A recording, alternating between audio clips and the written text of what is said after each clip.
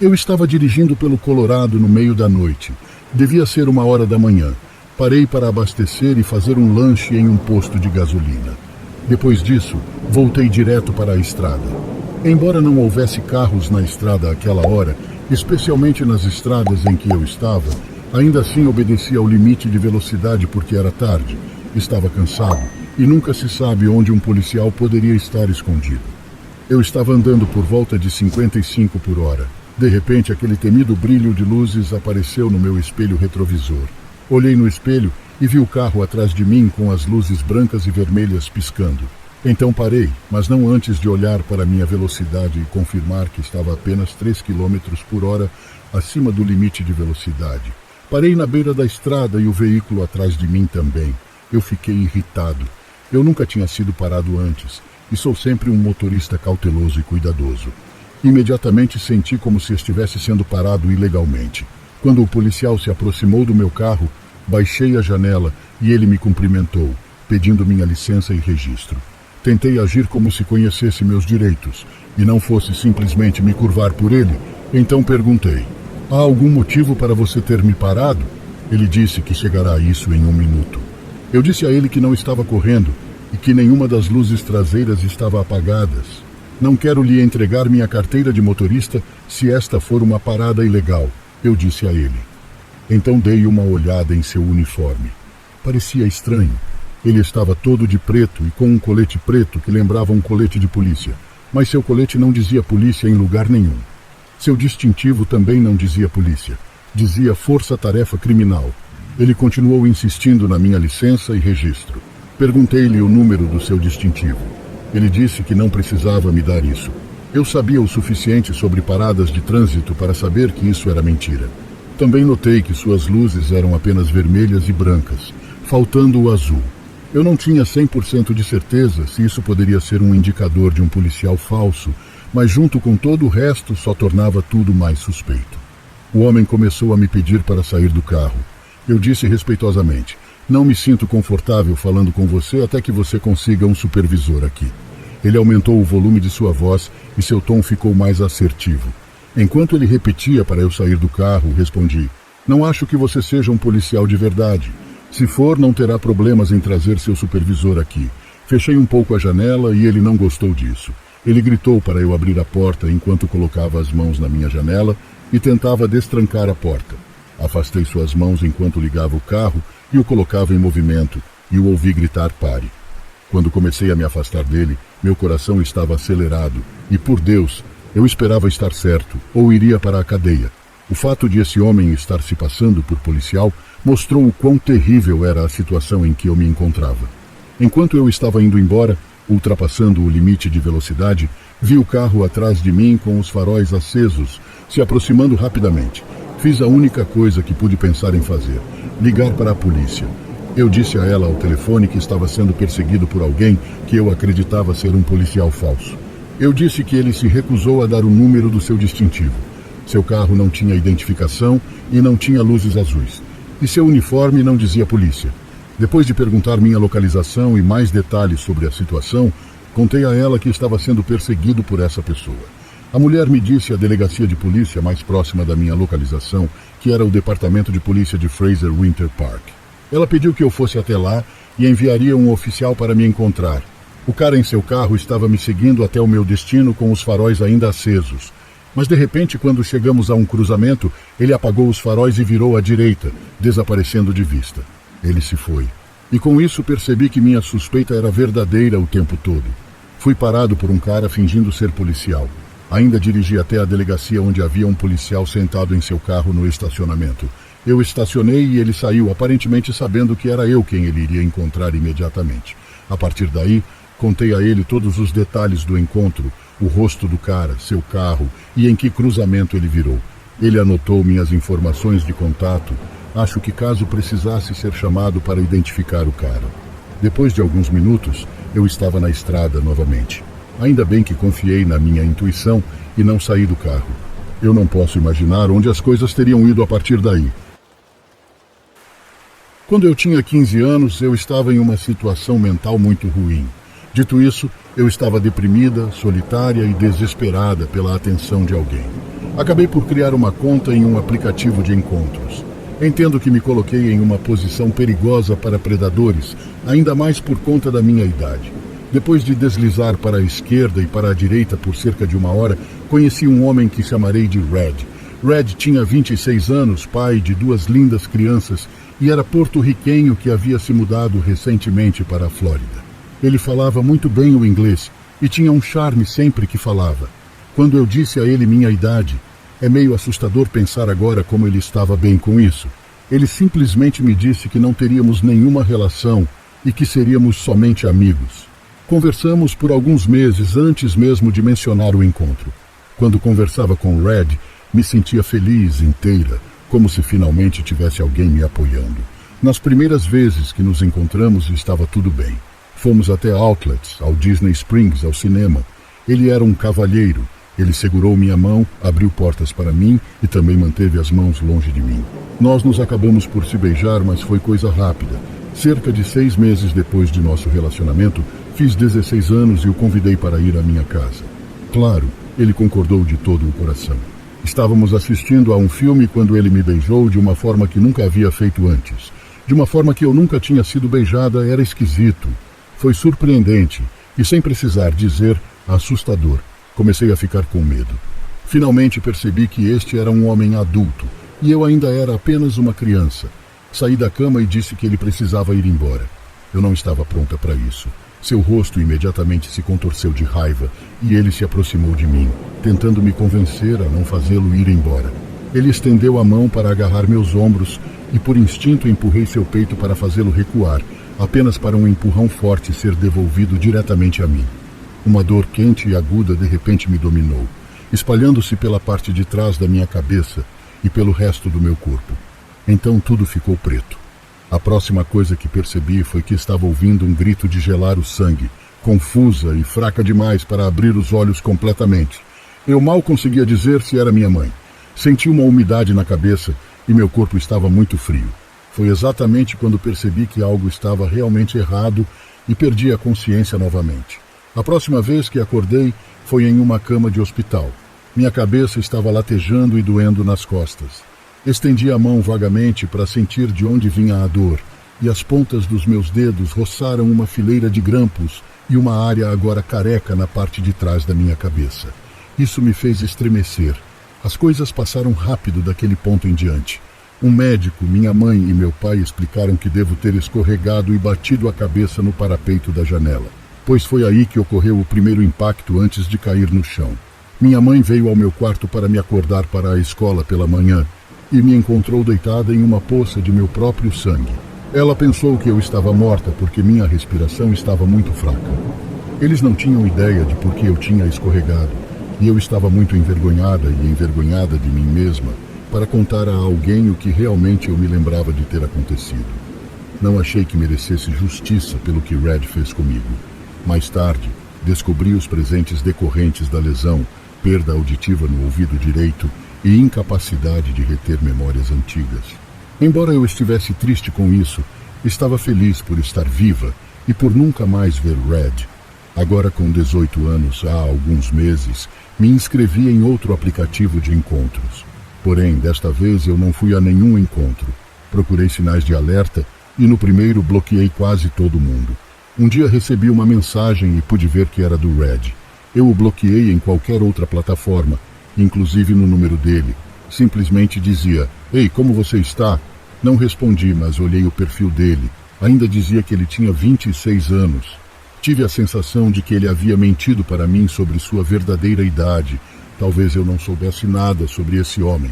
Afinal, ele deve ter pensado que me matou e ainda assim fugiu egoisticamente, sem sequer tentar ver se eu ainda estava viva. Tomem muito cuidado, meninas, com quem vocês planejam se encontrar.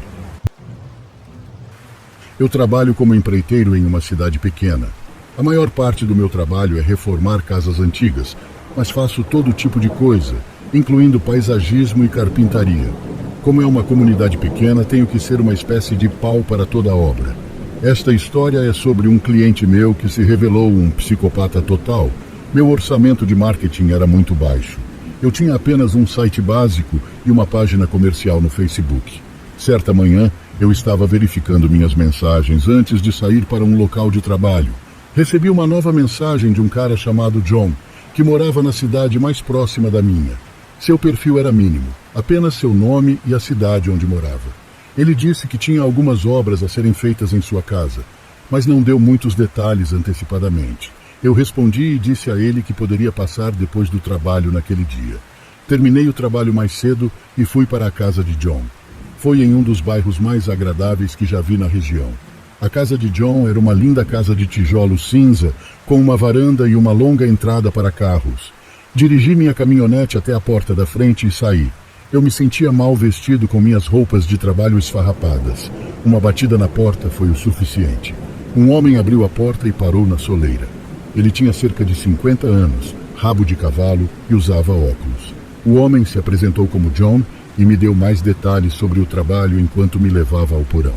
Ele me disse que queria uma sala reforçada para usar como escritório. Ele queria isolamento acústico e uma porta de segurança. John me disse que tinha alguns documentos e equipamentos importantes que mereciam proteção extra. O isolamento acústico era para que ele pudesse trabalhar em paz em todos os momentos. Achei que isso fazia sentido. Tive a impressão de que John era rico, então não dá para saber que tipo de coisas importantes ele tinha. Eu nunca tinha feito um projeto como esse, mas parecia que estava dentro do meu conjunto de habilidades. Quando chegamos ao final da escada, John me levou até uma pequena sala no final de um longo corredor. Eu pensei ser uma lavanderia, ou talvez um depósito. A sala era estreita e não havia janelas. Parecia um lugar ruim para um escritório. Eu não sabia por que alguém iria querer passar tanto tempo naquele quarto, especialmente com uma casa tão bonita. Havia muitos lugares melhores. Achei que a segurança era sua principal preocupação, mas ainda parecia errada quando chegamos lá. John ficou na porta enquanto eu fazia algumas medições. Como a sala era pequena, seria muito fácil encaixá-la na minha agenda. Provavelmente seria um projeto de um único dia. Dei a ele um orçamento rápido e ali mesmo ele aceitou prontamente. Quase desejei ter pedido mais. Fui para casa naquela noite e não pensei muito nisso. Na semana seguinte, tive um dia para dedicar ao projeto. Fui até a casa de John e bati na porta da frente. Ele atendeu a porta e me deixou entrar. Quando eu estava trabalhando no porão, John estava no andar de cima da casa. Depois de instalar o isolamento acústico e adicionar uma camada de madeira compensada sobre ele, a sala adquiriu uma vibração estranha. Parecia cada vez mais uma cela de prisão do que um escritório. As camadas de espuma e madeira faziam o ambiente parecer ainda menor. Eu estava me sentindo claustrofóbico por estar ali. Foi então que comecei a ficar realmente desconfiado. Terminei a maior parte do trabalho às 1 da tarde. Foi nessa hora que John me convidou para almoçar lá em cima. Isso não era comum na minha experiência, mas muito apreciado, subi e me juntei a John na mesa da cozinha. Sentar em frente a ele era desconfortável. Algo sobre esse cara começou a me desanimar. Até então, nossas interações eram puramente comerciais. Agora eu estava almoçando com o cara e vendo a personalidade dele. Ele estava com muito frio, com uma expressão vazia nos olhos. Eu disse a John que estava quase terminando, e tudo o que precisei fazer foi instalar a grande porta de aço. Depois do almoço, voltei ao porão e terminei o trabalho. Quando terminei, eram apenas 4 horas da tarde. Eu estava pronto para encerrar o dia e vi John se aproximando do corredor e ele tinha algo na mão. Eu não sabia dizer o que era porque estava em um saco plástico branco. Ele caminhou até mim e examinou tudo. Bom trabalho, disse John, parecendo satisfeito. Há mais uma coisa que eu gostaria que você fizesse, acrescentou. Então ele abriu a bolsa e tirou um cadeado e uma fechadura. Isso fazia sentido porque não havia fechadura na porta. Olhei mais de perto e percebi que era uma fechadura unilateral, o que significa que você só poderia trancá-la por fora. A essa altura eu estava ficando realmente desconfiado. Achei que esse cara estava construindo uma cela de prisão ou algum tipo de masmorra na casa dele. Não havia nenhuma prova definitiva, e eu certamente não poderia provar isso, mas foi o que pensei.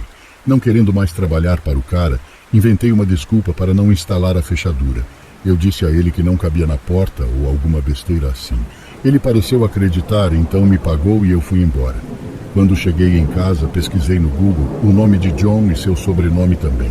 Para minha surpresa, encontrei uma ficha criminal bastante preocupante sobre ele. Registros como esse são públicos onde moro, Então pude descobrir que ele foi condenado por vários crimes graves, sendo o mais surpreendente um sequestro. Com esse conhecimento, o que vi antes parecia ainda mais preocupante. Foi então que decidi denunciá-lo à polícia. Dirigi até lá naquela noite e contei à polícia tudo o que sabia. Obviamente não é ilegal tornar uma sala à prova de som, mas achei que valia a pena observar o cara. Eles pareciam levar isso a sério porque sabiam quem era John. Eles prometeram investigar e ficar de olho nele. Eu assistia ao noticiário de vez em quando para ver se acontecia alguma coisa, mas nada aconteceu. Pelo que eu sei, John ainda está por aí com uma maldita cela de prisão em seu porão. Rezo para estar enganado, mas acho que aquele cara estava tramando algo ruim ali. O que você teria feito em meu lugar? Eu acho que demorei demais para denunciá-lo. Era noite de ação de graças. Eu estava na casa dos meus pais para jantar. Pude ver alguns primos e tios que não via há quase um ano. Tivemos uma típica reunião de ação de graças para nossa família. Meus pais prepararam uma grande refeição, como sempre. Antes do jantar, porém, recebi uma longa redação de uma mensagem de um número desconhecido. Não vou compartilhar porque contém muitos detalhes pessoais reveladores, mas começou com: Oi, Melissa. Espero que seu dia de ação de graças esteja indo bem. Então, rapidamente percebi quem foi que enviou esta mensagem. Era um perseguidor maluco chamado Kevin, que eu nunca tinha conhecido antes. Nos conhecemos em um aplicativo de namoro, trocamos mensagens de texto e fotos por um tempo, mas nunca nos conhecemos. Ele me deu vibrações obsessivas e quando rejeitei educadamente ir a um encontro com ele, dizendo que não acho que temos muito em comum, ele ficou ainda mais obsessivo e agressivo. Ele até me ameaçou uma vez quando postei um stories de meu amigo e eu pegando bebidas, ele pensou que eu estava saindo com um cara. Foi quando eu o bloqueei em tudo no Snapchat, Instagram e no número dele. Mas o contato não parou por aí. Eu recebia contas aleatórias do Instagram sem nenhum seguidor tentando me seguir e as bloqueava todas as vezes. A mesma coisa no Snapchat. Eu recebia contas aleatórias me adicionando toda vez. Sempre que eu os adicionava por curiosidade, suas pontuações no Snap eram sempre 0. Depois de ler a mensagem inteira, fiquei enojada. Ele estava quase me ameaçando. Eu respondi: se você continuar me contatando, irei à polícia. Minha avó ficou irritada e me pediu para guardar meu telefone. Só fiquei em paz por talvez meia hora antes de receber outra mensagem de outro número aleatório. Foi outro ensaio. Eu não queria estragar completamente meu humor por conta da minha família. Guardei meu telefone e tentei me concentrar em fazer parte da conversa. Quando a família começou a sair e as coisas começaram a ficar mais lentas, verifiquei a mensagem e foi perturbador. Foi mais longa que o primeira, e era ele me repreendendo e me insultando o tempo todo, agindo como um sociopata narcisista que ele claramente é. Quando restava apenas uma pequena parte da minha família, mostrei-lhes os textos e eles ficaram horrorizados. Minha mãe queria que eu fosse à polícia no dia seguinte para denunciá-lo por assédio, o que eu planejava fazer. Logo saí da casa dos meus pais para voltar para o meu apartamento. Meu apartamento fica no andar inferior de uma casa de 2 famílias. Minha amiga Chelsea é minha colega de quarto no apartamento. Cheguei em casa antes dela e fui direto para o meu quarto procurar filmes de Natal para assistir. Meu telefone começou a tocar e dizia: chamador desconhecido. Eu sabia que era ele. Eu neguei e silenciei meu telefone. Coloquei um filme bobo de Natal para adormecer. Chamava-se Sobrevivendo ao Natal. Tudo que me lembro é que tinha James Gandolfini nele. Já era tarde da noite, então não planejei assistir ao filme.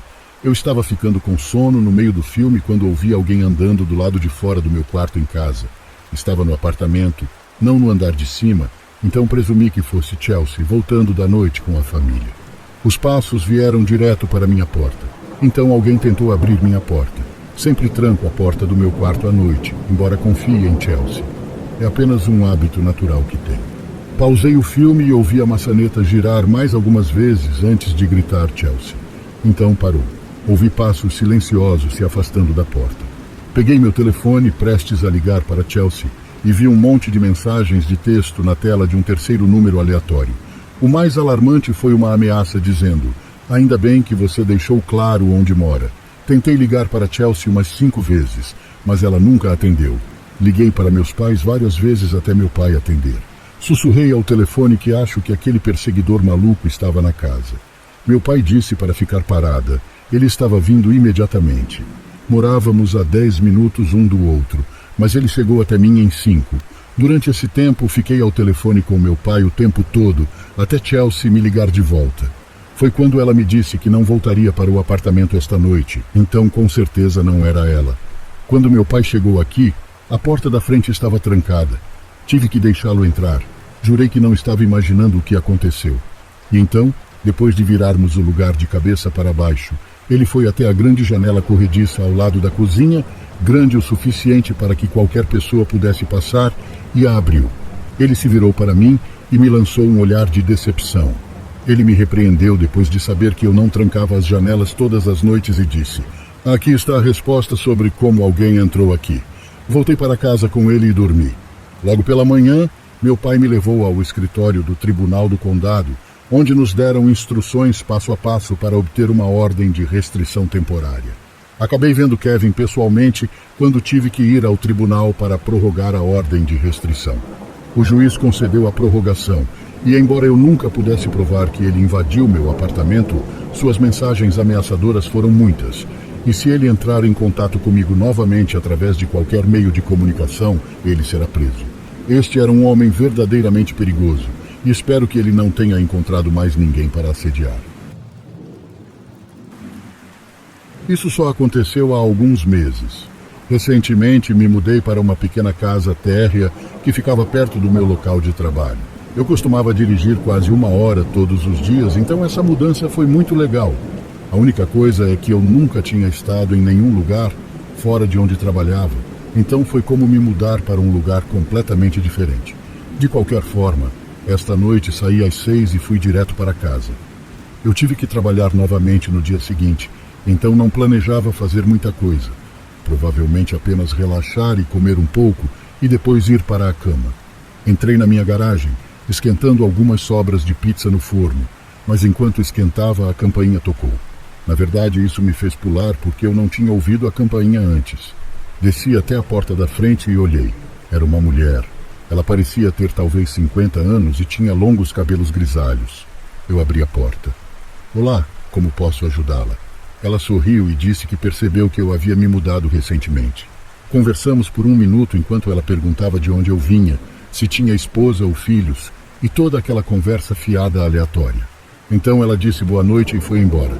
Nunca tive a oportunidade de perguntar quem ela era, mas presumi que fosse apenas uma senhora idosa que morava no mesmo quarteirão.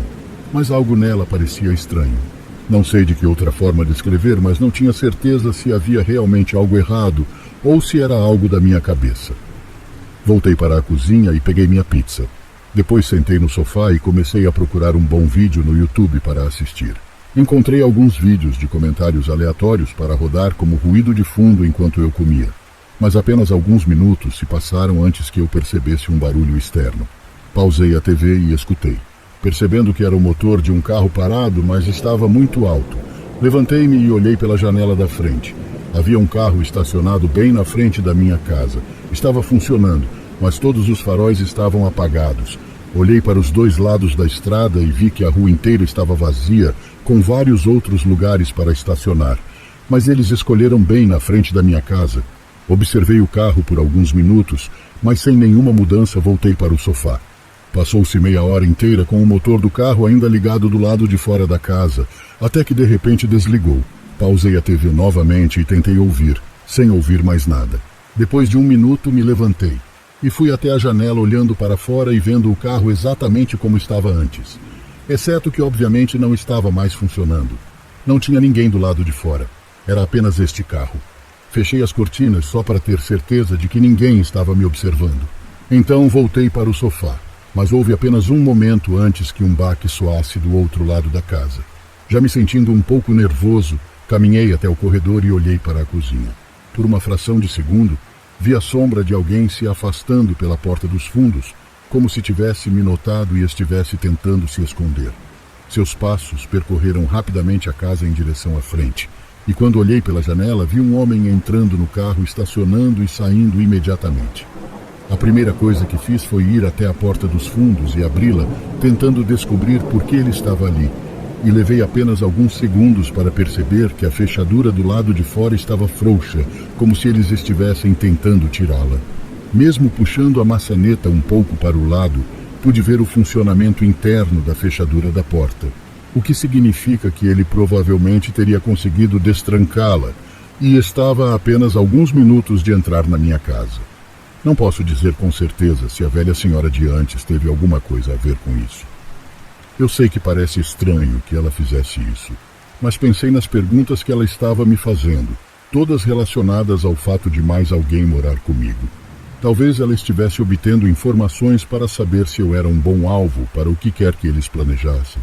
Já se passaram alguns meses e nunca mais vi ela ou o homem, e também nem espero ver Né. Olá, meu nome é Mia. Hoje vou contar uma história da minha tia. Ela sempre nos contava essa história sobre várias coisas estranhas que aconteciam quando ela trabalhava no turno da noite. Há uns anos atrás, minha tia trabalhava como enfermeira em uma enfermaria de cuidados paliativos de um hospital.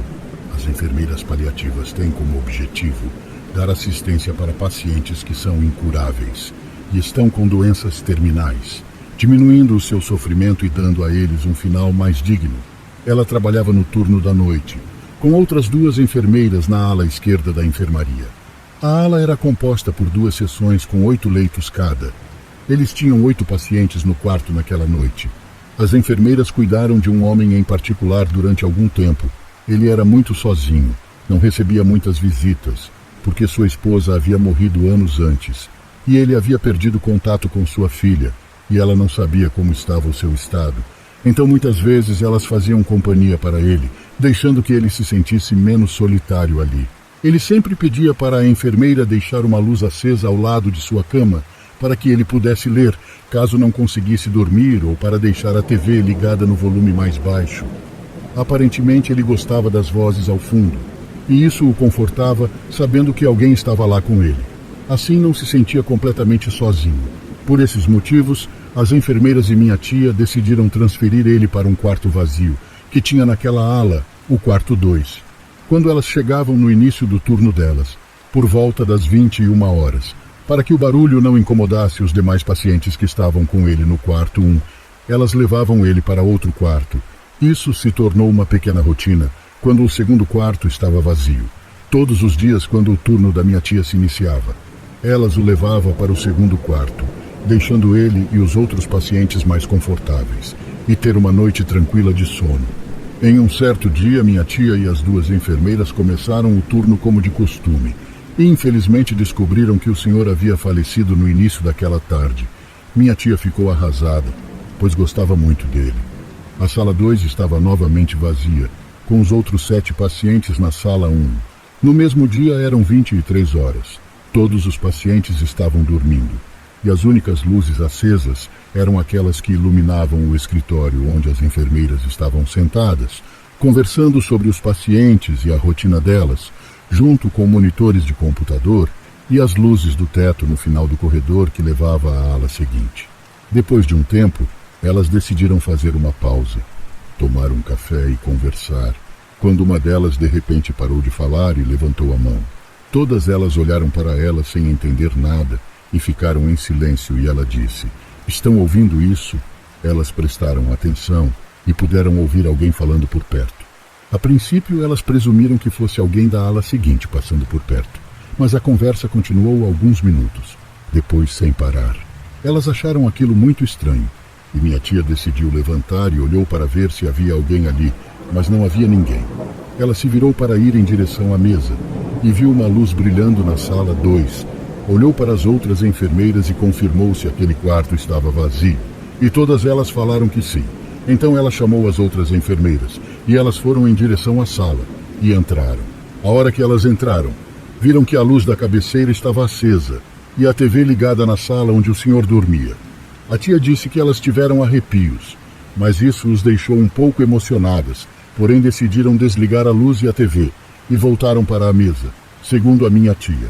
Isto aparentemente aconteceu outras 7 vezes, durante as semanas seguintes, mesmo quando outras enfermeiras estavam trabalhando.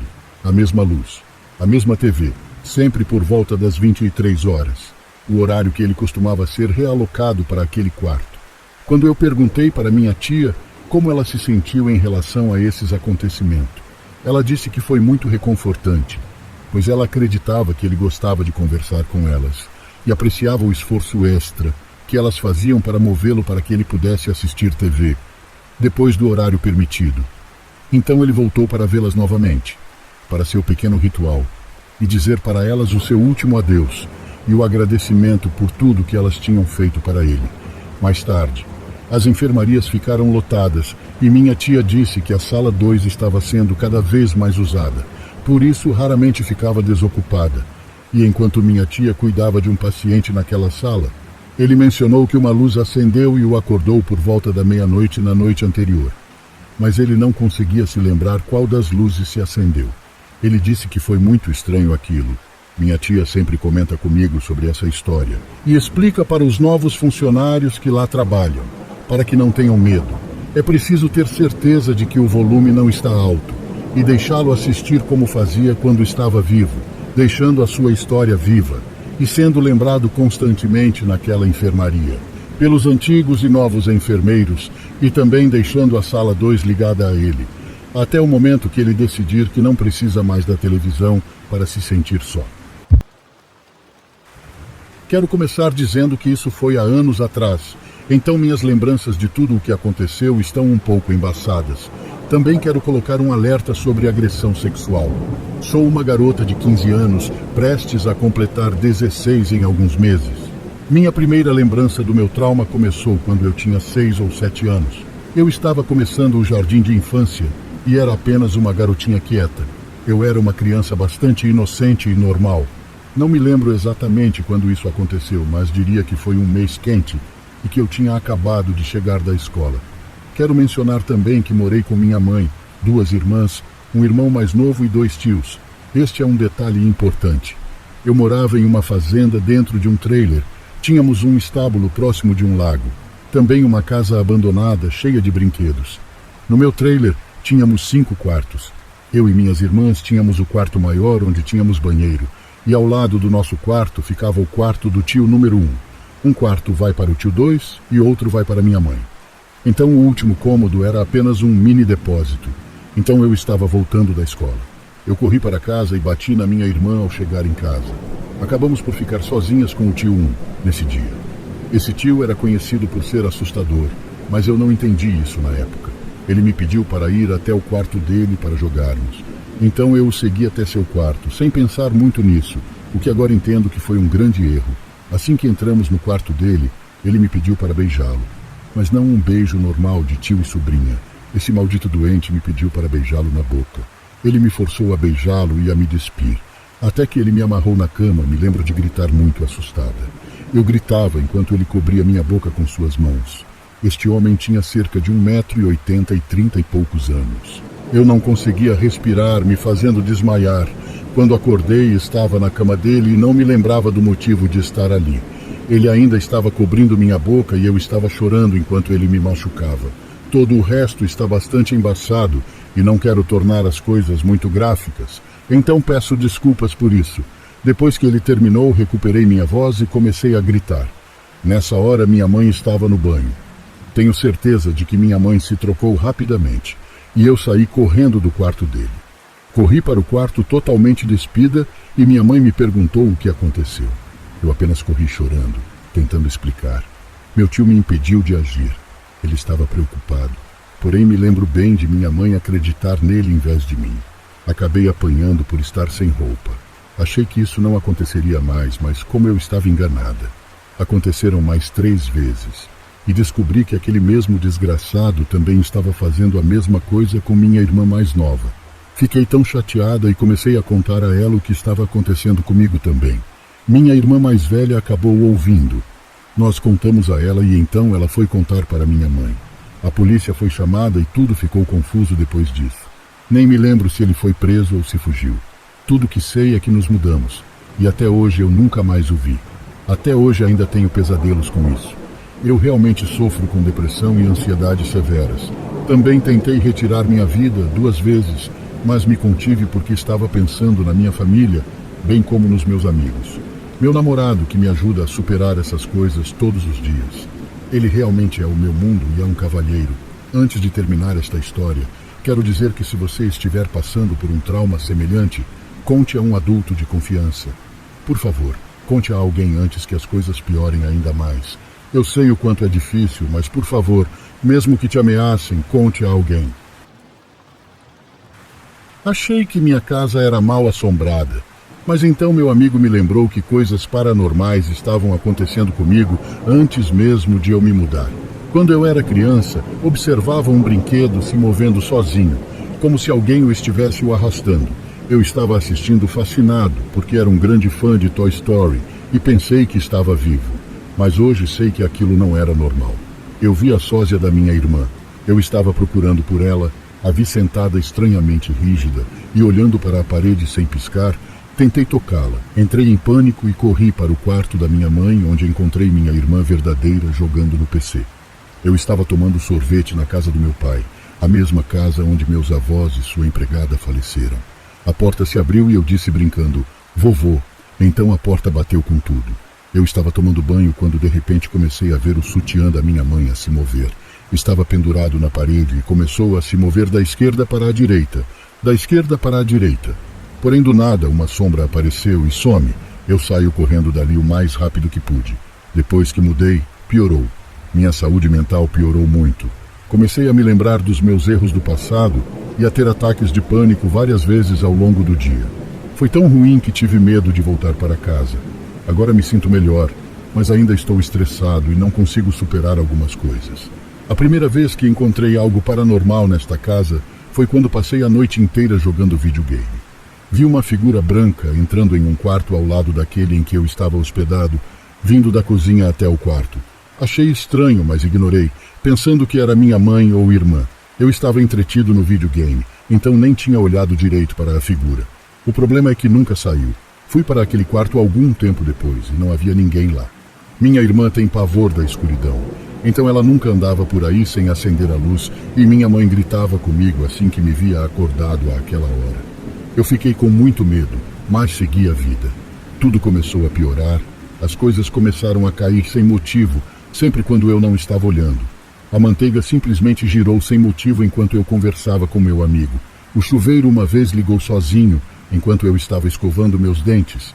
Certa noite eu estava lá fora fumando, quando ouvi alguém andando devagar pela casa, girando a chave da porta e arranhando a porta com muita força por alguns minutos. Não poderia ser minha mãe, já que ela gritava comigo. Também não era meu gato, já que ele não fazia esses tipos de coisas. Ele era idoso. Quando eu fumava lá fora durante a noite, no escuro, para que minha mãe não me encontrasse, eu ouvia constantemente coisas no meu jardim, como vozes, pessoas me chamando e barulhos de passos. Também senti como se uma pessoa estivesse sentado ao meu lado. Aconteceu algumas vezes, mas toda vez que acendia a luz, aquilo parava. Eu sinto que os incidentes internos são causados por uma mulher idosa, com um rancor muito grande. Mas externamente sinto que são provocadas por um homem. Eu estava lá fora e minha mãe e minha irmã estavam se preparando para sair, quando as portas da frente se abriram sem qualquer ajuda. Perguntei se elas fizeram isso, mas minha irmã disse não, com um tom de brava. Ela não queria acreditar nas coisas que passava naquele lugar. Ficou claro que ela viu, só estava com medo. Ainda moro nesse lugar. Posso passar relatando horas a fio as coisas que passei nesse lugar. Porém, não é o lugar. Essas coisas perseguem a mim ou minha família. Somos eu, meu noivo, 2 filhas de 3 anos e um menino de 1. Nos mudamos para uma nova casa há cerca de 1 ano e meio. Esta casa foi ocupada pelo mesmo casal durante 49 anos e ficava ao lado do nosso bom e velho amigo, que nos ajudou a encontrar ela.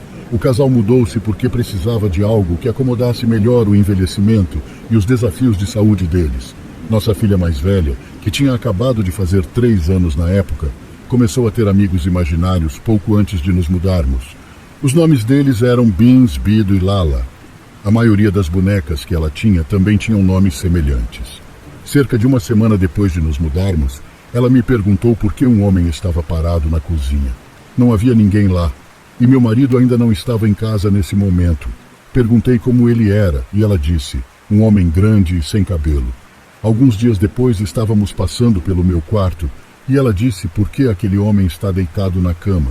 Perguntei onde ele estava deitado, e ela apontou para o lado do meu marido. Não havia ninguém lá. Logo depois ela começou a falar sobre Jordan. Não conhecíamos nenhum Jordan. Quando perguntei como ele era, ela disse alto, sem cabelo e velho como o pai. Ele estava sempre por perto enquanto comíamos. Certa manhã, ela estava tomando café da manhã em nossa varanda coberta e ficou perturbada porque viu um menino andando com as mãos e os pés no chão em direção à casa do nosso vizinho. Não nosso amigo, mas o outro vizinho. Essa foi a primeira vez que ela ficou perturbada com algo. Tive que fazer de tudo para acalmá-la. Ela falava sobre Jordan aqui ou ali, mas nunca era incomodada por ele. Eventualmente, ela parou de falar sobre ele. Então, um dia, recebemos pelo correio uma carta de seguro da MetLife endereçada a Jordan Jones em nosso endereço. Veja bem, os donos da casa antes de nós estavam lá há 49 anos e não tinham nenhuma ligação com Jordan ou com o sobrenome Jones. Logo depois, colocamos um portão na cerca entre mim e o quintal do nosso amigo vizinho. Depois que coisas estranhas começaram a acontecer na casa dele. A TV ligava sozinha à noite enquanto os controles remotos estavam em cima do suporte da TV. Um holofote acendia aleatoriamente em sua garagem e seus cachorros rosnavam com frequência para algo invisível. Nesse período, minha filha começou a falar de uma Luna. Ela dizia, ela morreu agora, mas quer estar viva.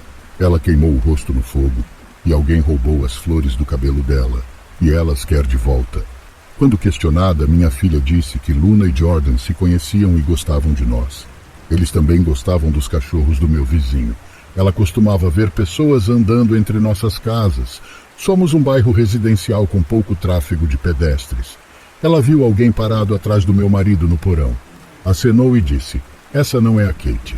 Houve risadas e passos no meio da noite após isso. Não é mais tão comum como costumava ser. Ela se lembra de Jordan e Luna, mas não fala sobre eles com frequência. Agora meu filho mais novo acena para o nada com frequência. Ele pergunta, quem é a garota ou por que aquela garota está chorando? Ele nunca parece assustado com isso. Eu costumava sentir angústia ou medo em minha casa, ou que algo estava andando paralelo a mim em nosso corredor aberto. Mas isso diminuiu no último ano. Eu acho que ainda irei presenciar muita coisa nesse lugar. Trabalhei em uma loja de varejo quando tinha 20 anos. Era líder noturno. Não era uma grande rede de supermercados. Era um aglomerado de apenas 8 ou 9 supermercados. E a que eu trabalhava não era a maior. Na maioria das noites eu tinha um ajudante noturno, mas não era incomum eu passar o turno inteiro sozinho. Novamente não era a maior loja, então não era um ambiente de trabalho muito intenso. Muitas vezes eu trabalhava devagar só para não ficar sem coisas para fazer. Esta foi uma daquelas noites em que fiquei sozinho e trabalhando em ritmo lento. No início do meu turno, carreguei algumas caixas e fui para os corredores para começar a espreitar. Não é preciso muito esforço mental, então minha mente estava em outro lugar e apenas pensando em coisas aleatórias, sem prestar muita atenção. Passei por cerca de 3 corredores até que uma batida na entrada me fez pular. Quase nem percebi o que era porque estava muito distraído, mas quando percebi, fiquei muito confuso. Eu os ouvi bater novamente alto o suficiente para ecoar pela loja. Desci até o final do corredor e olhei pelas grandes janelas da frente, vendo um homem encapuzado parado nas portas. Subi para o outro lado. Estamos fechados. Não abrirei antes das 8, eu disse através do vidro. O homem olhou para mim, mas não disse nada. Apontei para a placa na porta. Estamos fechados, desculpe, repeti. O homem continuou a olhar para mim por alguns segundos, depois se virou e foi embora. Observei-o caminhar até não poder mais vê-lo, mas não parecia que ele havia estacionado em lugar nenhum. A coisa toda foi muito estranha, para dizer o mínimo. Mas imaginei que ele estava no lugar errado ou algo assim. Voltei ao que estava fazendo, estocando as prateleiras e eventualmente me esquecendo do homem. Às 2 da manhã, eu já havia passado por metade dos corredores e estava pronto para fazer minha pausa para comer. Deixei as caixas onde estavam e fui para a sala de descanso do outro lado do prédio. Fiquei lá provavelmente por uma boa meia hora antes de jogar o resto de comida e voltar ao trabalho. Atravessei a loja e cheguei ao final do corredor em que estava trabalhando, mas assim que olhei para cima, havia um homem passando pelo outro lado. Parecia que ele estava atravessando a loja sem ter me notado. Eu congelei no lugar, sentindo aquela onda instantânea de medo, ouvindo atentamente. Pude ouvir os passos do homem se movendo em direção à lateral do prédio, de onde eu tinha acabado de sair. Então fui para o corredor e me escondi atrás das prateleiras. Os passos pareciam ir em direção à sala de descanso. Mas pouco antes de sair do corredor para tentar correr e buscar ajuda, Ouvi o homem saindo correndo da sala. Os passos agora corriam pela loja, cada vez mais perto. Corri para o outro lado do corredor, olhando para trás e vendo o homem se virar e começar a correr em minha direção. Corri para a porta da frente, pegando as chaves e tentando destrancá-la com as mãos trêmulas. O homem apareceu no final do corredor assim que eu a abri. Assim que saí do prédio, vi um clarão brilhante no canto, ouvi um estalo instantaneamente que fez meus ouvidos zumbirem. Um tiro tão alto que nem sabia de onde saiu. Mas corri para salvar minha vida ao redor do prédio. Cheguei ao meu carro e me escondi no banco de trás enquanto ligava para a polícia. Pelo que sei, o homem não me seguiu para fora. Ele já havia partido quando a polícia chegou à loja. Encontraram a porta dos fundos arrombada, junto com algumas ferramentas pesadas ao lado dela. A mais aterrorizante de suas descobertas foi o buraco criado pelo tiro bem ao lado das portas da frente. Não se sabe por que o homem invadiu e foi tão agressivo me atacando daquele jeito. Pelo seu comportamento, a polícia pareceu pensar que se tratava de algum tipo de colapso mental ou surto psicótico. Não tinha nenhum motivo real para me atacar especificamente, além do fato de que eu estava sozinho. Eu não trabalho mais lá, mas posso dizer que os traumas levarei para o resto da vida. Ainda tenho dificuldade para dormir, pois quase fui morto naquele dia. A maior parte de minha vida é um relato de terror. Agora sinto que já se passaram anos suficientes para que finalmente possa falar sobre isso.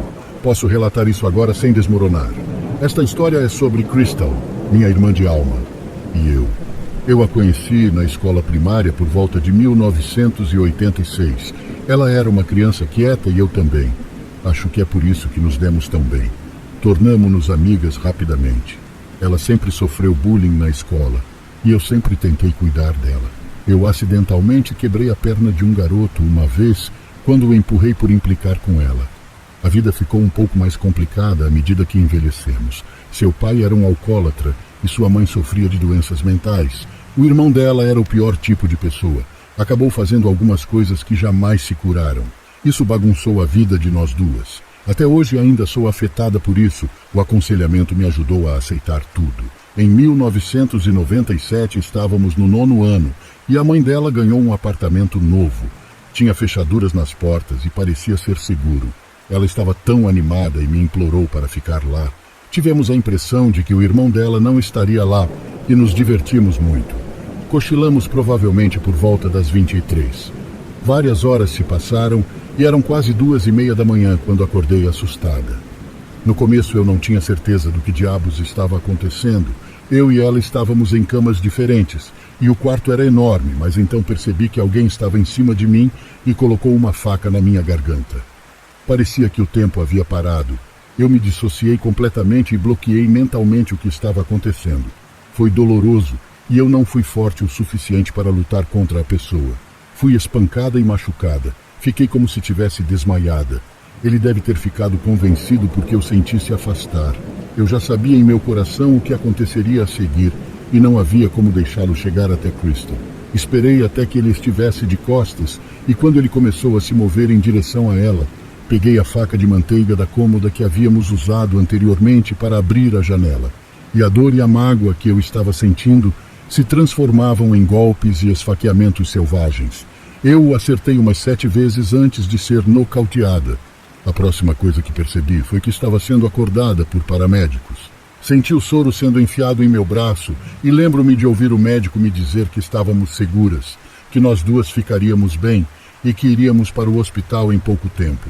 Muita coisa aconteceu ao nosso redor durante todo o tempo em que estivemos separadas.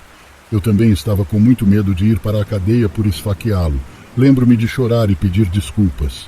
A policial olhou para mim como se fosse brincar comigo.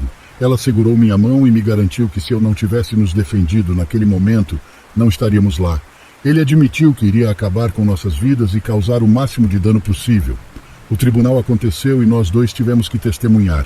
Ele foi condenado a 16 anos de prisão. Nós duas recebemos terapia pesada e aconselhamento. O ensino médio chegou e acabei em uma escola diferente da dela, mas ela finalmente veio para a minha escola no 11º ano. Durante um ano ainda fui amiga dela, mas não tão próxima. Eu não podia falar sobre isso e não queria pensar sobre isso ou mesmo lembrar. Em vez disso, concentrei-me na escola e no trabalho. Eu estava trabalhando todas as horas que podia depois da escola para poder comprar meu primeiro carro, um Buick Regal 1987. Também consegui meu primeiro lugar para morar. Eu me formei entre os 15 melhores com notas. Crystal e eu nos distanciamos cada vez mais com o tempo. Ela teve 2 filhos e se casou com um canalha. E eles tomaram algumas decisões erradas juntos. Quando conversei com ela em 2002, ela havia perdido a custódia dos 2 filhos e eles foram adotados. Acabei tendo meus próprios filhos e me mudei para outro estado para começar de novo. Fui para a faculdade, tornei-me auxiliar de enfermagem certificada e depois flebotomista. Tornei-me certificada para prestar cuidados paliativos em 2014. Crystal contatou os meus pais porque eles sempre foram bons com ela. Ela já tinha outro filho. Seu nome era Jessé. Ela estava lutando muito e eu a deixei voltar para minha vida. Fui morar com ela e cuidei do filho dela. A essa altura, Crystal estava fortemente viciada em Xanax, metanfetaminas e analgésicos. No Natal de 2014, ela estava numa espiral descendente e eu sabia que isso não terminaria bem. O último dia que estive com ela foi 5 de janeiro de 2015. Ela me pediu para cuidar de Jessé enquanto ela ia ao McDonald's. Voltou 2 horas depois. Ela estava confusa, sem comida. Ela estava hospedada com a mãe e o namorado na época. Eles haviam levado a medicação dela para diabetes. Ela não aguentava controlar tanta medicação sozinha.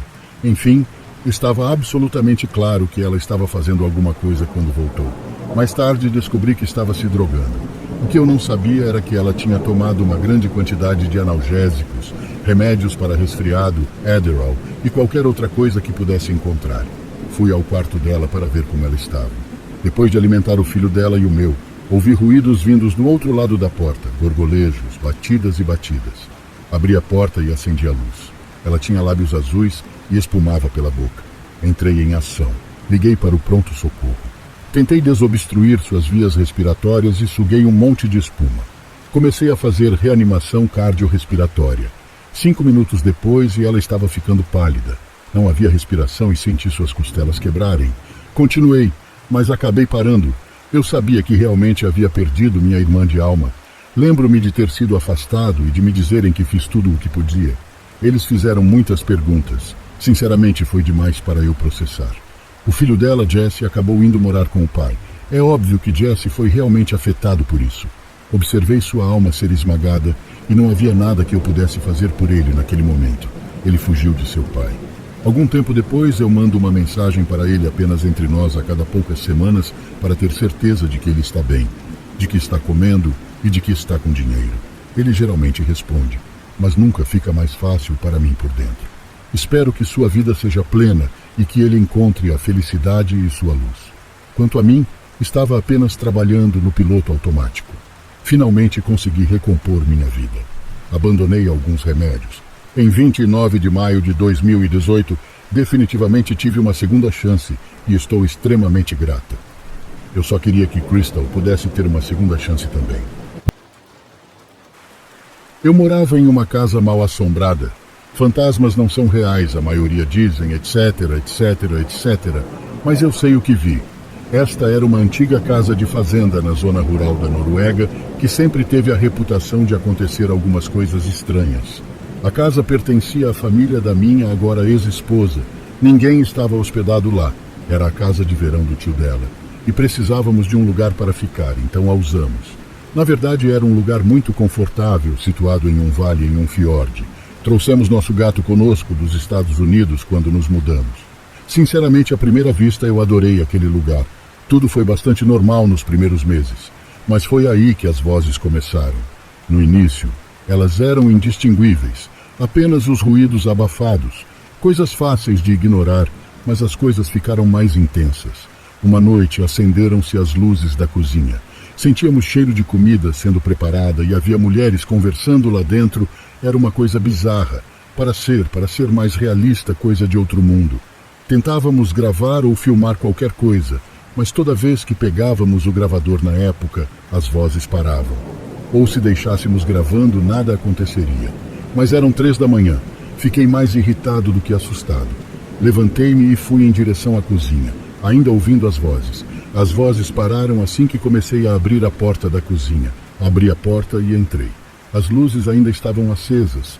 O forno estava desligado, tinha cheiro de comida no ar e não havia ninguém ali. As coisas começaram a ficar mais sinistras depois disso. Havia gritos no porão e no sótão. Geralmente no meio da noite a gata ficava cada vez mais agitada com o passar do tempo, agindo como se pudesse ver coisas que não estavam lá, perseguindo coisas que estavam invisível. Isso levou ao evento que nos tirou dali. Acordamos com o gato fazendo um barulho horrível na sala de estar. Fui ver o que estava acontecendo e não a vi de imediato. Mas lá estava ela, minha gata. Estava parada no ar, desafiando qualquer coisa natural. Minha esposa saiu e viu isso também. E gritou. Ela e a gata não paravam de gritar. Isso meio que ficou gravado em minha mente, que eu me arrepio todo e sinto uma dor no peito só de lembrar. O gato parou de uivar e apenas olhou para nós. Algo disse bem alto do lado de meu ouvido. Minha esposa, na época, disse ter acontecido o mesmo com ela.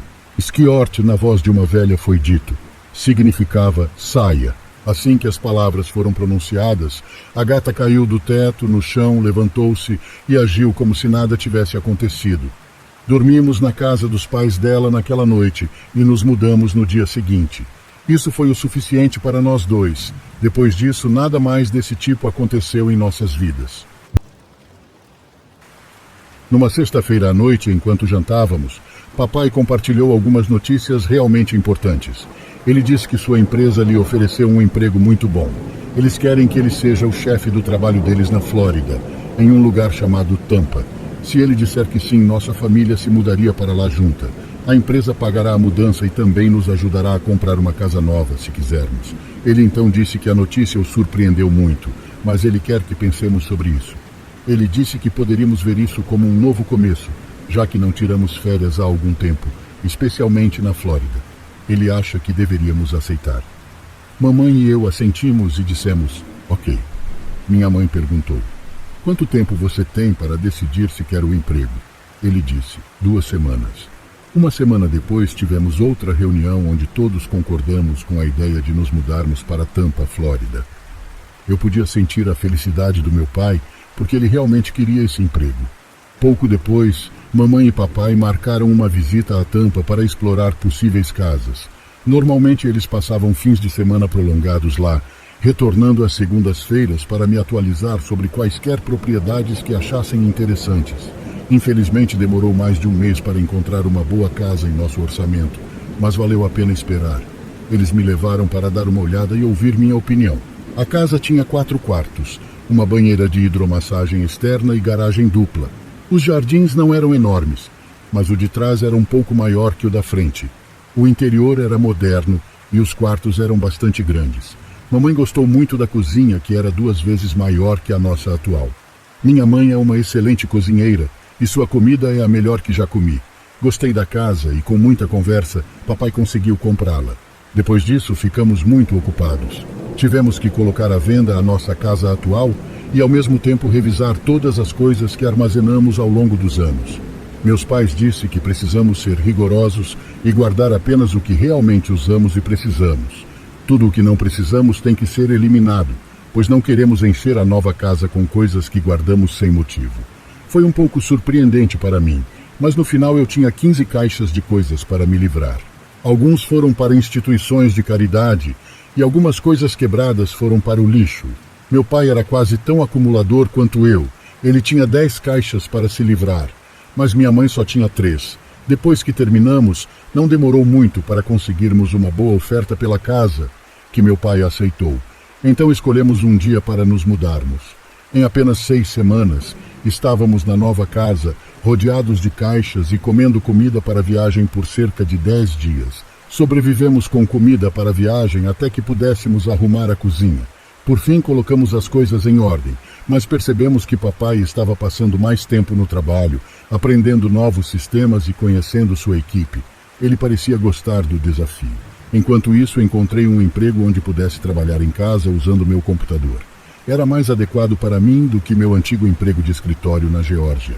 Isso significava que eu poderia fazer pausas e nadar em nossa grande banheira de hidromassagem. Parecia mais uma piscina, mas a água era quente porque tinha uma cobertura com aqueles jatos de massagem refrescantes. Depois disso, almocei no pátio e voltei ao trabalho. Parecia tão diferente de antes. Tinha duas casas próximas, uma de cada lado. A casa à nossa direita estava vazia e havia uma placa no jardim da frente dizendo que estava à venda. Dava para ver pelas janelas que não havia móveis lá dentro e nunca havia carros na garagem. A casa à nossa esquerda era habitada, mas o proprietário não tentava falar conosco desde que nos mudamos, há 2 semanas. Achamos que era apenas um homem morando lá, porque o vimos entrando e saindo no início da noite. Mas ele nunca tinha mais ninguém no carro com ele. Acenei para ele 2 vezes quando ele saiu do carro, mas ele apenas me encarou por um tempo e depois desviou o olhar. Mamãe disse que algumas pessoas são simplesmente estranhas. Nem me preocupei muito com isso. Há pessoas que ouvem você dizer oi ou veem você acenar, mas optam por ignorá-lo. Talvez seja como eles foram criados ou faça parte de sua cultura, onde é considerado rude dizer oi. À noite, quando eu estava na cama, por volta das 23 horas, muitas vezes vi uma lanterna em seu quintal. Eu olhava pela janela do meu quarto para os fundos da propriedade, me perguntando, o que ele está fazendo? Então, algumas vezes, quando eu estava olhando para a lanterna, ela parou de se mover pelo quintal e depois virou bruscamente. A luz brilhou diretamente para mim através da janela e eu rapidamente me abaixei e prendi a respiração. Eu me perguntei como ele sabia que eu estava observando, porque eu sempre mantinha a cabeça baixa e tinha pouca luz no meu quarto. Quando espiei novamente, a lanterna havia sumido e ele não estava à vista. Também disse à mãe que ele parecia nunca sair durante o dia. E nunca o ouvi no jardim. Mas ela sempre dizia, querido, não é da nossa conta o que ele faz, então você apenas se concentra em sua própria vida, desde que ele não nos incomode. Mas um dia eu estava relaxando na banheira de hidromassagem, olhando para o céu, quando notei algo se movendo ao longo da cerca ao lado da casa dele. Eu me movi na água para ficar de frente para aquele lado. Havia uma escada encostada na cerca e, em cima dela, vi um homem usando uma máscara de gás, olhando diretamente para mim por cima da cerca. Ele segurou a escada com uma grande luva de borracha vermelha brilhante. Ele parecia estar usando uma espécie de macacão de plástico preto. Levantei-me e olhei para ele. Então eu gritei, posso te ajudar?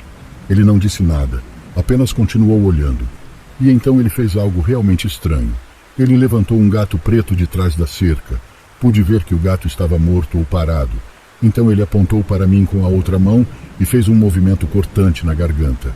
Depois disso, ele desceu e desapareceu, pegando a escada por baixo da cerca. Quem faz algo assim? Fui para o meu quarto para dar uma olhada melhor em seu quintal e descobrir o que ele estava fazendo. Mas quando olhei, o quintal estava vazio. Eu teria contado para minha mãe, mas ela e meu pai estavam fora no fim de semana. Então eu era o único em casa, eu não estava com medo ou algo do tipo. Eu tinha apenas raiva daquele cara. Aquela noite, desci até o fundo do nosso quintal, onde sabia que um dos painéis da cerca estava preso apenas por um poste, pois o outro havia sido quebrado. Papai realmente mencionou isso e disse que estava em sua lista de tarefas para consertar. Eu tinha comigo uma lanterna pequena e fraca que encontrei na caixa de ferramentas na garagem. Empurrei suavemente o painel da cerca para fazer uma abertura grande o suficiente para eu passar. Então me agachei no quintal e olhei em volta. Agora eu podia ver muito melhor todo o seu quintal. Havia um grande galpão que eu notei da janela do meu quarto. Fui em direção a ele, mantendo a cabeça baixa. À medida que me aproximei, o chão abaixo de mim começou a afundar e vi muitos montes espalhados por toda parte.